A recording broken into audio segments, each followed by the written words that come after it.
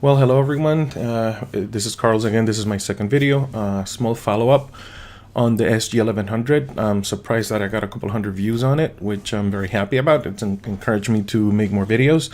The question that comes up mostly about this device is how fast it will route and how fast will it VPN. It's a bit hard to tell if you don't have the right speed or service to your location. But Tom Lawrence made a video on this and he was very thorough. He showed that a couple of features of the device. From what I can tell is quasi gigabit routing, so it's not quite there. With TCP traffic is a bit slower as he tested, and UDP traffic is a little bit faster. If you're familiar with the protocols, well, TCP has a little more overhead, so obviously it's going to be a little slower. That said, from what Tom tested is a very capable device, and I'm going to show you something a little different. As you can see in the back, you can see the speed of this inbound and outbound traffic. And what I want to show you is, first of all, give you a reminder, right? Because a lot of people think gigabit is not really, 1,000 megabytes. A lot of people confuse that. So just a quick reminder, I'm going to show you something. A quick Google search can help you determine that 1 gigabit per second is 120 megabytes per second. But again, there's overhead, so it's not going to be quite, 125 megabytes all the time. But just to give you an idea, that's the type of traffic or the type of speed you should expect. Now, what type of speed do I have at my location? Well, let me show you. Fast.com, which you know is a Netflix-powered website, will show you this. Let's see. Oh, don't let me down now. What's going on? Am I not connected? All right, that's not good. Let's try one more thing. See, I did this before and this is what happens. Okay, so this is a little better. Let's see what's going on here. Now I'm doing this wireless. Maybe I should have done this wired. I'm gonna run the test anyway. In the meantime, I'm gonna plug this guy in. 1 second. Keep watching.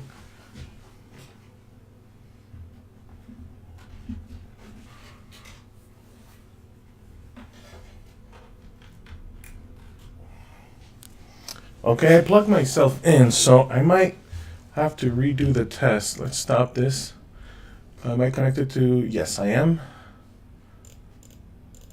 And let's try fast.com. Hold on a second, guys. Sorry.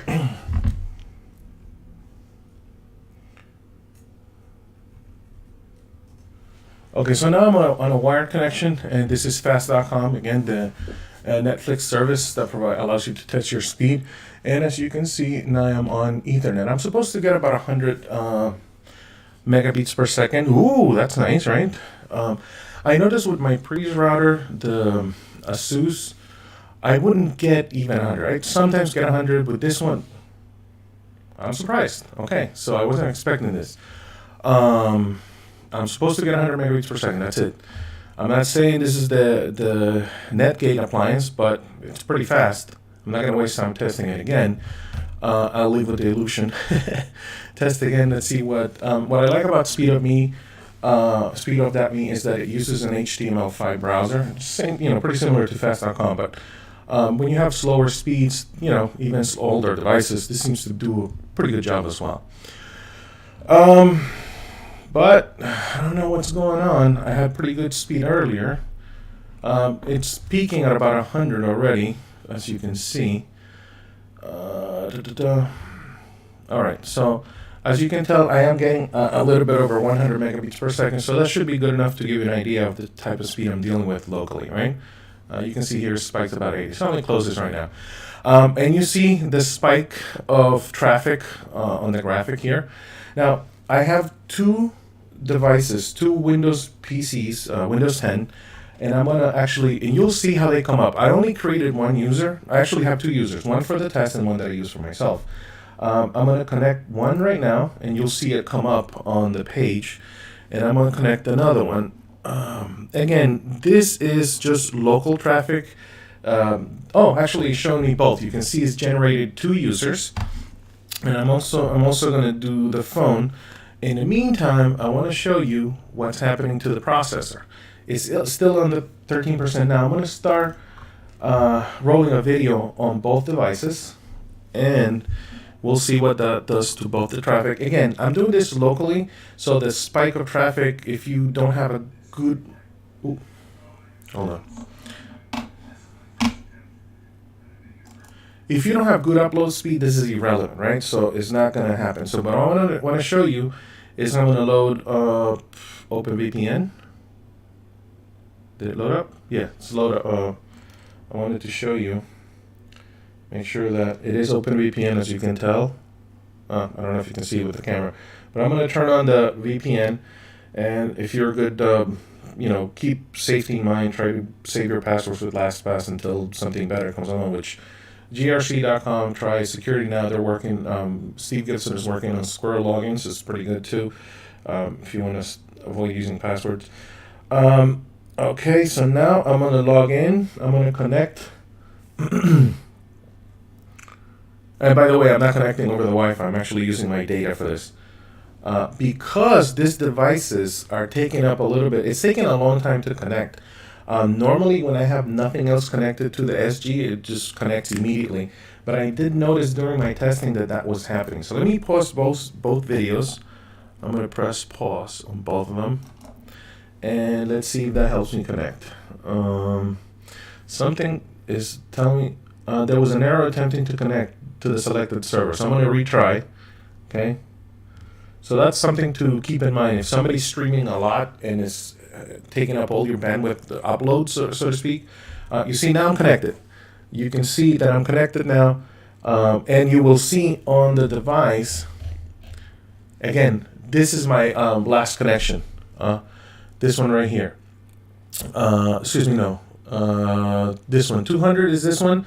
This is the first Windows PC. This is the second Windows PC. Same username. It showed it before, but now it's undefined because it's just using the same username and password.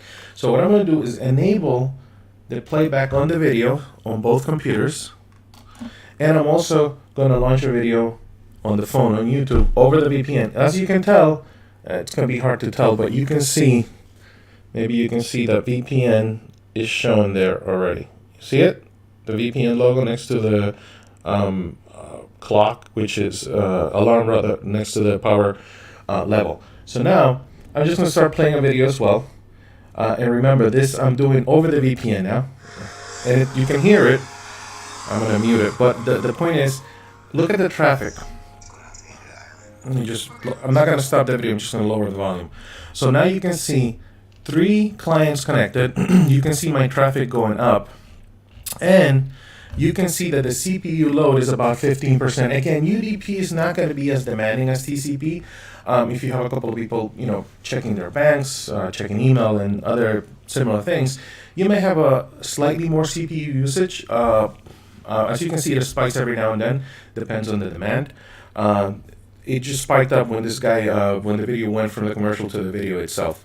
What I'm going to do now is I'm going to launch my Gmail, which, there's a little bit of cryptographic exchange between the client, and almost nothing. It doesn't even spike up. But you can see now, I have 3 devices. 2 of them, you can't see them, but I'm telling you that I have 3 devices at one point streaming video over YouTube over the VPN, understanding that my upload speed isn't necessarily the fastest one, right? So now I'm going to do, I'll do the test one more time while I'm running the video and see what happens.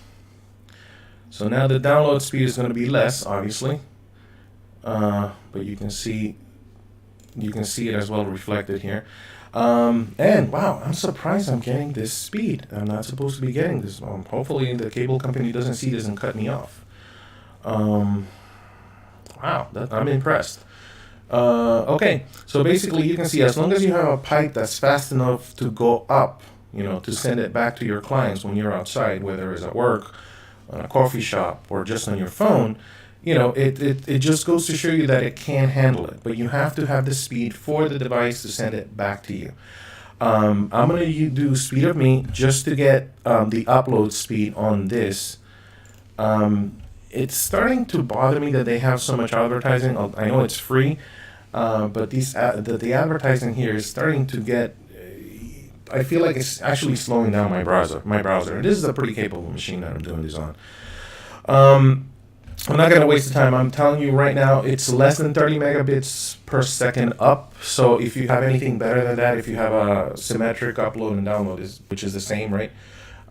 If you have 100 megabits up, you can probably get away with doing more streams of VPN, and the device should handle pretty well up until 10. I don't know how many it will handle. I don't have a way to test individual clients at the moment. I am going to tell some relatives, and I'm going to give them a VPN, and I'm going to send them a text all at once to see if I can get it. As right now, this is not real. This is not 8 megabits per second up. I have more than that on a good day. I guess on a good day. But just keep in mind, this is just a follow-up. If you have any more questions, please let me know. Like and subscribe, share it with whoever may want to purchase this device. Tell them it's good. It is a bit of a learning curve if you are not familiar with pfSense, but it is worth the time. You can secure your devices, you can secure your traffic, you can create a VPN. It's easy to set up and export. So again, thank you for watching. I hope this has been helpful in any way. If you have any questions, submit them. I'll try and answer them. But just you saw real-time VPN clients, and it didn't take much out of the device. But your upload speed is going to be your probably your biggest obstacle to overcome in the VPN scenarios. Like, how much speed can you send back to your clients, especially if this is video? All right, once again, thank you, and see you next time.